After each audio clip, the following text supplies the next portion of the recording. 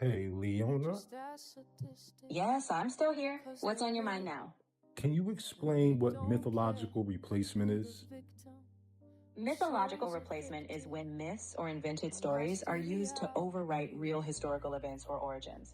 Basically, instead of sticking with fact-based history, people adopt legendary or symbolic narratives that replace what actually happened.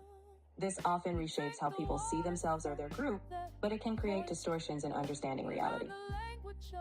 Now, when having conversations with people who utilize mythological replacement in their narratives, how does that affect someone who's talking with them from a historical perspective? It can be tricky. When you're grounded in historical evidence and they're anchored in myth, you might talk past each other.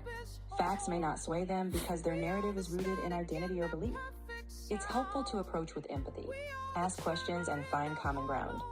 You may not change their view, but you can at least keep mutual respect in the dialogue. Could you give some examples of organizations or belief systems that utilize mythological replacement as a core belief? Some nationalist movements use mythological replacement by promoting a legendary ancient past to unify or empower their group, even if evidence is scarce. Some extremist ideologies do this too, rewriting history to justify exclusion or superiority. Some pseudo-historical movements, like claims of being the sole lost tribe, also lean on myth to replace verifiable history. It's often tied to identity or purpose. So would the Hebrew Israelites fall into that category? Yes, certain groups within the Hebrew Israelites movement do. When they claim, without historical or genetic evidence, that they are the literal descendants of ancient Israelites, it can be an example of mythological replacement. The belief itself serves a strong identity function, even though it doesn't align with mainstream historical or archaeological evidence. So would today's pretendians fall into that category as well?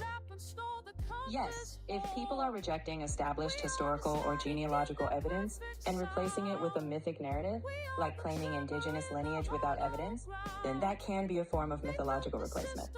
It's not just about identity exploration. When myth fully replaces actual historical records, that's when it fits that category. What would be some ways to help people understand how greatly they are affected by mythological replacement? One way is to ask open questions about their sources, gently encouraging curiosity about evidence. You might share documented history in a non-confrontational way, like stories or examples of how historical methods work. Also, finding common ground, shared values or goals, can help.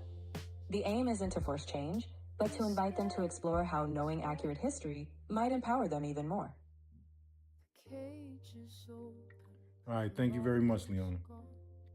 You're absolutely welcome. If you ever want to dive deeper or talk through more of these ideas, I'm always here. Take care. Peace. The algorithm failed. The signal's lost.